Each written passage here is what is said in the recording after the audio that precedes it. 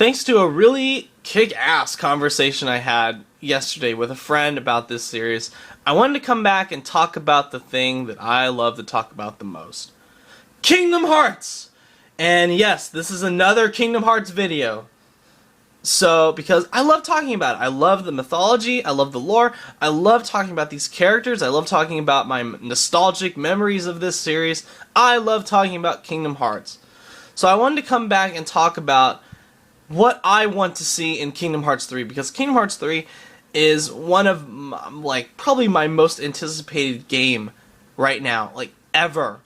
I am dying to play this game. I want to see the conclusion to the Xehanort saga so freakishly badly. And specifically, these are 9 things that I want to see in Kingdom Hearts 3. So, here we go. And these are really just in no particular order, and maybe in a burning desire to see, but here we go. Number 9. We need to actually see Kingdom Hearts. I mean, we need to see this series' namesake. We need to see what Ansem, what Master Xehanort, what Xemnas, what all the nobodies, what all the Heartless have been striving towards creating and exploiting for their own evil gains. We need to see Kingdom Hearts. We need to see it as a world. I want to see it as a world. I want them to actually go inside the personification of all hearts, the collection of all hearts, and fight Master Xehanort. I don't want the Keyblade Graveyard to be the final world, because we already had that in Birth by Sleep. I want to see something new. Specifically, I definitely want to see Kingdom Hearts as the final world, because it's really the whole centerpiece of this whole Xehanort saga, where all these villains and all these heroes have been fighting and sacrificing themselves to preserve, to save, or to exploit, and to turn into this evil, either evil or good. And we really need to see it. It's about time. I mean, the series is called Kingdom Hearts, for God's sakes. We need to actually see Kingdom fucking Hearts. Number 8. Please show other parts of Destiny Islands. Please. I know there are other parts of it. I know there's more to Destiny Islands than just the mainland and the cove. So maybe they can show what's behind Destiny Islands. Maybe they can show what's underneath Destiny Islands. Maybe there's something story related to Destiny Islands underneath the island itself. You never know.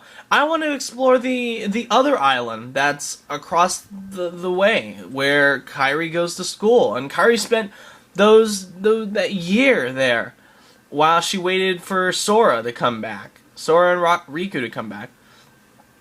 And we just need to see more other parts of this Destiny Islands. And I know they've made mention of, oh, these kids have parents. And they never show the parents. You only hear about the parents once, when Sora's mom calls him to dinner, right when the island is about to be destroyed. And we really need to see that. I mean, it wouldn't be a big loss if we didn't see their parents, because, they haven't shown them up until this point, so, they might as well just go all the way and not show them at all. But we need to see more parts of Destiny Islands. We really do. Number 7. Roxas and Xion need to be reunited. I mean, her ceasing to exist moment in 358/2 Days was heartbreaking. It was so horrible to watch because of the pain you knew Roxas was in, and the pain you knew Xion probably was in, when she knew she had to die in order for Sora to be complete. And I know it's probably not possible, but I know these writers can come up with something to reunite these characters. I mean, we've waited years for Roxas and Xion to be one again. We need to see these two together. We need to see, more specifically, Roxas, Axel, and Xion have the talks on the clock tower again, eating sea salt ice cream. I want to see those scenes again at the end of 3, because that would be an extremely happy ending for that side of the story. Number 6. And this is kind of a complaint. This is, fuck it, it's not a kind of, it is a complaint I have about this series. As much as I love it, this is a complaint. These worlds need to feel more alive. They're really, besides a couple worlds, there really aren't that many extras in these worlds. They don't feel alive. They just feel like hollow rehashes of the Disney movies. And I don't use hollow as in, I don't enjoy exploring these worlds. I do. I love a lot of these worlds. But I think we just need to see more extras, and we need to see more characters walking in the background. Maybe we can have dynamic side missions. This is the next... They've skipped a generation having Kingdom Hearts on the PS3. So definitely with the PlayStation 4 and Xbox One technology, we can have worlds that are more alive, and more crowded, and more... just... with more people in them.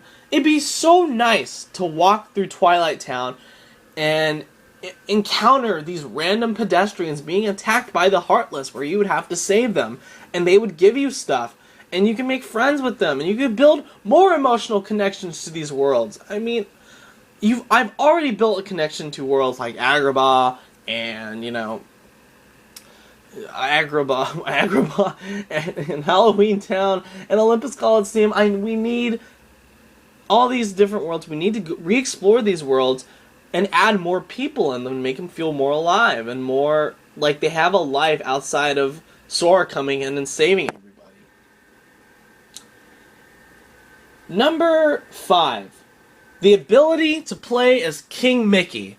And I know Tetsuya Nomura talked very briefly in very cryptic detail at E3 that they are considering a multiplayer and maybe to play as King Mickey.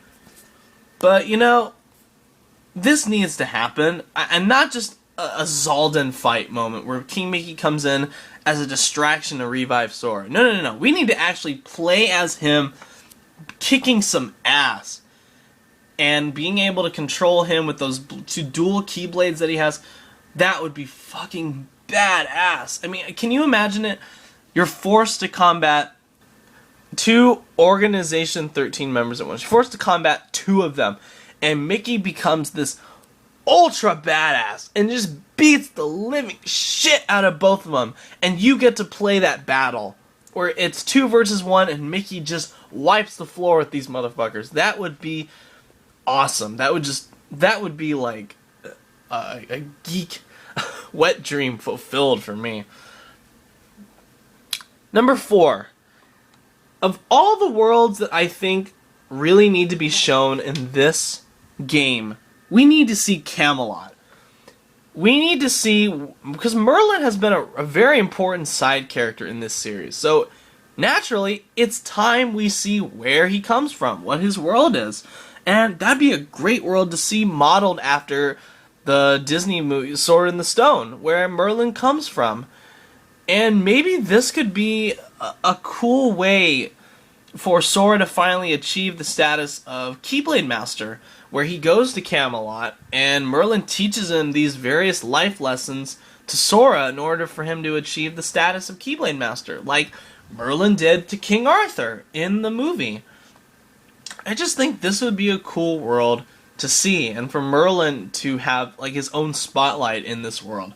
That would be awesome. And to fight alongside Arthur. That would be great too. Maybe him and Sora and Arthur can really learn from one another and grow as people. Number 3. And this is something that's been echoed by a lot of people. Pixar Worlds. Come on, Disney. Come on, Square Enix. Pixar Worlds. We need Pixar Worlds. I mean, my hopes that they do, we need to see maybe Sunnyside from Toy Story 3, or Ant Island from A Bug's Life, Monstropolis from Monsters, Inc., or Paradise Falls from Up. I mean, those are my 4, or maybe Andy's Room from the first film. I mean, how awesome would that be if you had to fight a heartless Lotso in that dump from Toy Story 3, or fight a heartless possessed Randall or Mr. Waternoose in that multi-door chase from Monsters, Inc. I mean, the possibilities for these are endless. And I do not I swear to God, I do not want to see a Finding Nemo world because I'm sick of these ocean-based worlds. I don't want to see Ratatouille because that would just be weird. I definitely do not want to see a Cars world. That would just... Ugh, no. Brave, no. Who would be the villain in Brave? There's no villain in Brave. So really, there'd be no conflict to go for that world to have. And WALL-E, you know, as much as I adore WALL-E, it's one of my all-time favorite films, I think that film is just too pure to be in a series like this. It's too... I know that sounds strange, but I really just do not want to see WALL-E in Kingdom Hearts. It's not something I really want to see. So yes, Pixar Worlds. Please make it happen. Please, Square Enix, please. Number 2. Reestablish Roxas, Hayner, Pence, and Olette as best friends. This friendship between these 4 was one of my favorite parts of 2. And even though when I started playing 2, I had no fucking idea what was going on. The one thing, because I hadn't beaten 1 or played Chain of Memories at the time when I played 2, the one thing that I was able to latch onto was this friendship. And that's what got me through the story, because I thought it was a really genuine, heartfelt, and unique friendship. I mean, it felt real. And it just... it just broke my heart when I found out that this bond was all a ruse by Ansem the Wise. And, man, that just killed me to see it in 358/2 days. When Roxas is walking by Hayner, Pence, and Olette, and they're just playing, and you know that it's just going to be destroyed all over again in the future. That Roxas will become friends with these guys, and it will just be gone. It'll just be a fake friendship. Unfortunately, this doesn't seem very likely, considering that Roxas's genuine friends were Axel and Gion.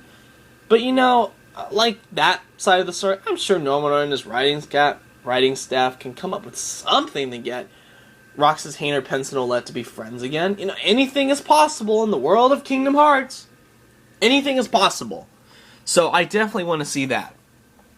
And number 1, and I know this is going to sound really like geeky and just like kind of girly. Sora and Kylie, Sora and Kairi finally become a couple. For God's sakes, they've hinted at this for years, that this mutual romantic attraction between these two since the very first game. They have. It would be a total fucking sin to not have these two end up together in the end. And since they're older now, and that, you know, it's hinted at that Kairi is going to be fighting, well, it's confirmed, that Kairi is going to be fighting alongside Sora, they can play up the romantic tension between these two even more. I mean, these two need to become a couple by the end of 3. I mean, come on. It's the thing that, maybe not what we want to see most, but it's definitely one of the things us Kingdom Hearts fans want to see in 3. Come on. Please, Square Enix, do this. Don't be stupid. So anyway, there's a ton of stuff I could list that I want to see in this game, but I'm going to keep it short because I don't want to go so far into it and then be disappointed that a lot of the stuff that I predicted wasn't going to be in the game. I know that a lot of this stuff is going to be in the game that I've just said. Maybe not a couple things, but a lot of it will be. So that's my hope. These are the 9 things I wanted to see in Kingdom Hearts 3. And if you like what you see, subscribe. Thank you for watching. Have a good day.